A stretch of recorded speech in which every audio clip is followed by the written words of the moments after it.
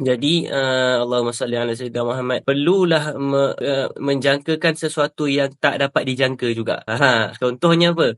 Contohnya kita plan kelas kita pukul 9 kan, 9 pagi kan. Tiba-tiba mula 9.20 tadi baru mula kan. Tapi ada orang yang dia akan menganggap tak apalah, mungkin ada ustaz ada hal ke, ada yang mungkin tak apalah, mungkin ni peluang nak minum, habiskan secangkir kopi jap, tak habis lagi kopi pagi tadi, bolehlah bantai jap kopi je kan, sementara lagi beberapa minit nak mula, tak mula-mula lagi pun kan. Ada pula yang akan kata kata pukul 9, 9 je lah, contoh. Jadi bila kita dalam perjalanan kita menuju Allah ni, untuk mencari sesuatu hikmah, kita nak dapatkan sesuatu hikmah ni bukan senang. Kadang-kadang memang akan berlaku perkara yang tak dapat kita jangka, kita tak dapat kawal. Kalau kita merasakan kita yang mengawal sesuatu perkara itu, yes, memang sebab aku yang buat sekian-sekian, sebabkan sekian-sekian, saya dah rancang sebegini, sepatutnya jadi macam ni, tiba-tiba tak jadi juga mengikut jangkaan kita, jadi kita akan kecewa. Kerana bila kita rasakan kita yang menggerakkan sesuatu itu.